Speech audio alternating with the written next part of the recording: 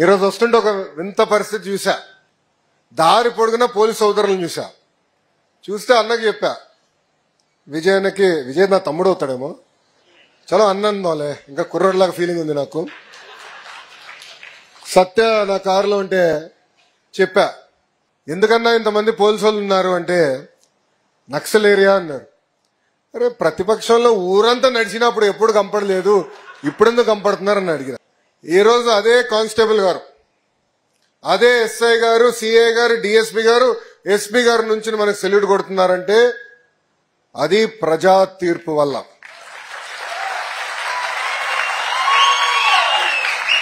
అది ఈరోజు మన సమాజం గొప్పతనం. మనందరూ ఒక్కసారి గుర్తుపెట్టుకోవాలి, 2019 నుంచి 24 వరకు మనం ఎట్లా అరెస్ట్ చేశారో. ఆనాడు ఆత్మకూరులో మన కార్యకర్తల్ని గ్రామ బహిష్కరణ చేస్తే చంద్రబాబు నాయుడు గారు ప్రతిపక్ష నేతగా బయలుదేరాలనుకుంటే గేట్కి తాళేశారు. ఇక్కడ ఎంతో మంది కార్యకర్తల మీద దొంగ కేసు పెట్టారు. అచ్చెన్నాయుడు గారిని పట్టుకెళ్లారు, కొల్లన్న పట్టుకెళ్లారు, జేసీ ప్రభాకర్ రెడ్డి గారు, బీసీ జనార్దన్ రెడ్డి గారు, దేవినేని ఉమా గారు, ఇట్లా చెప్పుకుంటూ పోతే రోజంతా పడుతుంది. శాసనసభలో గౌరవ ముఖ్యమంత్రి గారు చెప్పారు, ఎవరిపైన కేసులు ఒకసారి నుంచోండి అంటే 90% ఎమ్మెల్యేలందరూ నుంచున్నారు. నా పైన కూడా 23 కేసులు పెట్టారు బా. ఎస్సీ ఎస్టీ కేసు పెట్టారు, అటెంప్ట్ మర్డర్ కేసు పెట్టారు. ఇప్పుడు కూడా బాగా గుర్తు, పాదయాత్ర ప్రారంభించినాడు, మైక్ పట్టుకుని మాట్లాడాడు, మైక్ లాక్కుని ఒకడు పోయాడు, స్పీకర్ లాక్కుని ఇంకోటి పోయాడు.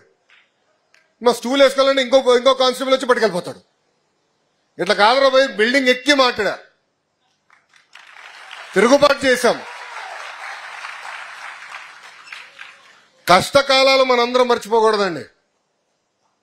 మన మహానాడులో కూడా చెప్పే, అధికారంలో ఉన్న ప్రతిపక్షంలో ఉన్నట్టు మనందరం వ్యవహరించాలి, ఒళ్ళు దగ్గర పెట్టుకుని పని చేయాలి. ఈరోజు 151 11 అయింది, గుర్తుపెట్టుకోండి. దానికి కారణం వాళ్ళ అహంకారం. కాళ్ళు ఎగరేశారే, మీసాలు మిలేశారే. ఇప్పుడు ఏమైందబ్బా, ఏమైంది? ఇప్పుడు ఎక్కడున్నారు? రారాబాయ్ అంటే అసెంబ్లీ కూడా రావట్లేదు. Z+ సెక్యూరిటీ ఇచ్చినాం భయ్, బుల్లెట్ ప్రూఫ్ వాహనం, ఒక పైలట్, ఒక ఎస్కాట్. మనం ఎందుకో ఏం చేయం, కానీ అయినా ఫోన్లే ఏడుస్తున్నాడని Z+ ఇచ్చినాం. వస్తాడా? రాడు. ఎన్నికల ముందర ఏమన్నారు? గెలవలేడు. బాబు గారు గెలిపించుకోలేకపోయారు. ఈరోజు చెప్తున్నా, 1985 తర్వాత గెలవని నియోజకవర్గం మంగళగిరి, ఓడిపోయారు 2019లో. ఒకరోజు బాధ కలిగింది, రెండో రోజు ఆ బాధ ఆవేదనలో కసి పెంచి ఇక్కడ తెలుగుదేశం పార్టీ జెండా ఎగరేస్తానని చెప్పా.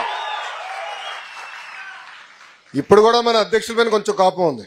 అంటే బాబు గారు కాదులే, మళ్ళీ మీడియాలు ఊకే గోలు కొడతారు. పల్లా గారి పైన కోపం ఉందబ్బా, నారికాడు అని కొట్టేశాడు. రిజల్ట్స్ వస్తున్నాయి. మంచి బాబు గారి ఇంట్లో కింద బోర్డు రూమ్ ఉంటే అందరం ఉన్నాం. ఇంకా ప్రభుత్వం ఏర్పడుతుందని అర్థం అయిపోయింది. ఇంక బాబు గారు చెప్పారు, సార్ ఇక్కడ ఉంటాం కరెక్ట్ కాదు, మీరు వెళ్ళి మీ రూమ్ లో ఉంటే మేము చూసుకుంటాను. రికార్డు కొట్టినాం. ఆంధ్ర రాష్ట్ర చరిత్రలో ఎప్పుడు రాని విధంగా 91,000 మెజార్టీ నాకు వచ్చింది రేపు అనుకున్నా. మావాడు ఇక్కడనే ఒకడు ఉన్నాడు, నరేష్ వచ్చి, సార్ అంత బొమ్మ లేదు, కొట్టేశాడు. ఎవరు? పల్లా శ్రీనన్న కొట్టేశాడు మీ రికార్డు అని చెప్పినాడు. ఫోన్లే రాబోయే అనుకున్నా. వెళ్ళినప్పుడు మనం తీసుకుందాం, ఎలక్షన్ పత్రం ఇస్తారు కదా, వెళ్ళి బయటకు వచ్చే మళ్ళీ మా పిఆర్ఓ కూడా వచ్చి, సార్ 2వ స్థానం కూడా అన్నాడు. ఏమైంది రాబోయ్ అన్న? భీమిలిలో గంటా శ్రీనివాస్ గారు కొట్టేశారన్న. చలో కనీసం 3వ స్థానంలో బతికినా అనుకున్నా. అంటే ఆంధ్ర రాష్ట్రం, ఉమ్మడి ఆంధ్ర రాష్ట్రం ఏర్పడిన తర్వాత జనరల్ ఎలక్షన్స్ లో ఎప్పుడు రాని మెజారిటీ మన ఎన్నికల్లో ప్రజలు మనకి ఇచ్చి గెలిపించారు. దానికి కారణం 2.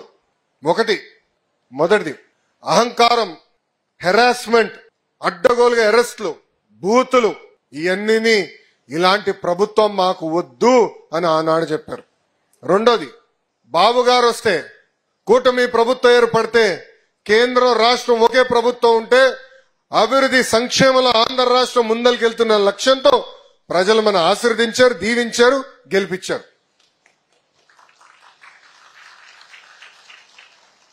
మీరందరూ కష్టపడ్డారు. బాధుడే బాధుడు, ఇదేమి కర్మ మన రాష్ట్రానికి. బాబు షూరిటీ, భవిష్యత్తు గ్యారంటీ, శంకరావం, ఈ 4 కార్యక్రమాలు డోర్ టు డోర్ మీరు తిరిగారు, గడప గడప దొక్కారు. బాబు గారు నాకు చెప్పారు పాదయాత్రలో ఫోన్ చేసి, అరే క్లస్టర్ యూనిట్ బూత్ వ్యవస్థ తీసుకొద్దాం అనుకుంటే, అన్న అది ఎప్పుడవుతుంది స్వామి అన్న, మీ స్పీడ్ నాకేం తెలుసు, అరే బాబు గారు పిలిపిస్తే ఏం పరిగెత్తారు రవి, ఇమ్మీడియట్ గా వేసి పడేశారు. ఈరోజు ఇతర రాష్ట్రానికి చెందిన ప్రాంతీయ పార్టీలు కొన్ని ఉన్నాయి. వాళ్ళందరూ వాళ్ళ నాయకులు అందరూ నాతో మాడతారు. ఢిల్లీకి వెళ్ళినప్పుడు ఎప్పుడో కనబడతారు. అరే మీరు ఎట్లా చేస్తారు ఈ సభ్యత్వం, మీరు ఎట్లా చేస్తారు ఈ క్లస్టర్ యూనిట్ బూత్ అని నన్ను అడిగితే ఒకటి చెప్పా, టెక్నాలజీ కాదురా భయ్, అది మా బ్లడ్ లో ఉంది, దట్ ఈస్ తెలుగుదేశం పార్టీ అని చెప్పిన. టెక్నాలజీ ఎంతైనా తీసుకురావచ్చు, ఫోన్లు ఎన్నైనా కొనొచ్చు, కానీ చెమటోర్చి కష్టపడి గడప దొక్కి ఎన్ని ఇబ్బందులున్నా కేసులు పెట్టినా నిలబడింది తెలుగుదేశం పార్టీ కార్యకర్తలు. మనం చూసాం, లోకల్ బాడీ ఎన్నికలు జరిగినాయి, మీసాలు మిలేసి తొడగొట్టాడు ఒక పెద్ద ఆయన. ఎవరు అంజిరెడ్డి తాత. ఇప్పుడు కూడా కంపడతా ఉంటుంది ఇన్స్టాగ్రామ్ లో ఆయన వీడియో. ఈయనటి వెళ్తే ఆడు అటు పరిగెడతాడు, ఇంక అర్థం అవుతుంది ఏంట్రీ వెళ్ళాడని.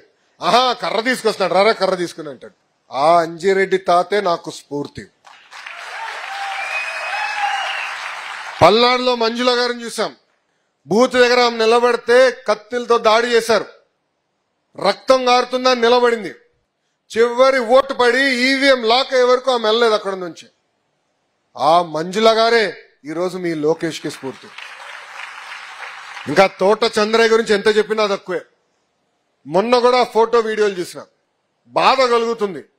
తరిమి కొట్టి నడి వీధిలో తల్లపైన కత్తి పెట్టి వాళ్ళ నాయకుడు ఒక్కసారి జై చేయమంటే జై చంద్రబాబు జై తెలుగుదేశం అని చెప్పి ప్రాణాలు కోల్పోయిన తోట చంద్రయ్య నాకు స్ఫూర్తి. తోట చంద్రయ్య వాళ్ళ అబ్బాయికి ప్రభుత్వ ఉద్యోగం ఇవ్వాలంటే అధికారులు నాకు చెప్పారు, అసాధ్యం, అవ్వదు, చట్టం ఒప్పుకోవట్లేదు. పట్టుకురా, కేబినెట్ తీసుకెళ్తా, చట్టాన్ని మార్చుతా, మన తోట చంద్ర అబ్బాయికి నేను ఉద్యోగం ఇస్తానని చెప్పా. ఇచ్చిన హామీ మేరకు ఈరోజు మేము కట్టుబడి ఉన్నాం, చేసి చూపించాం.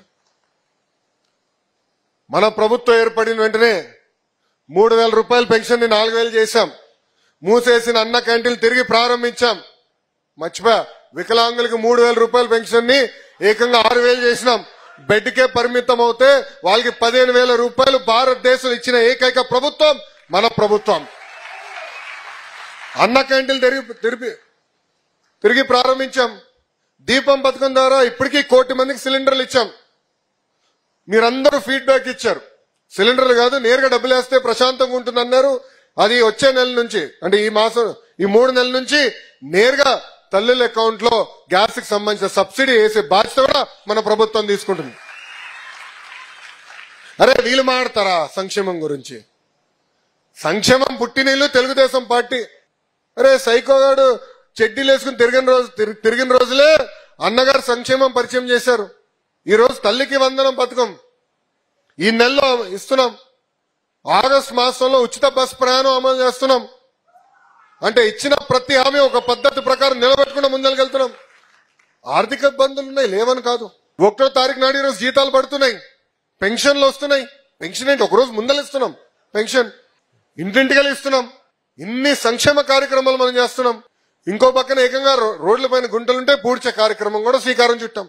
అట్లానే అన్ని చేసాం అన్నట్లా, చేయాల్సి ఉన్నాయి. అన్ని అయిపోయిందని నేను అన్నట్లా, చాలా పనులున్నాయి. కానీ వాళ్ళు చేస్తున్న దుష్ప్రచారాన్ని తిప్పికొట్టాల్సిన బాధ్యత మనందరిపైన ఉంది.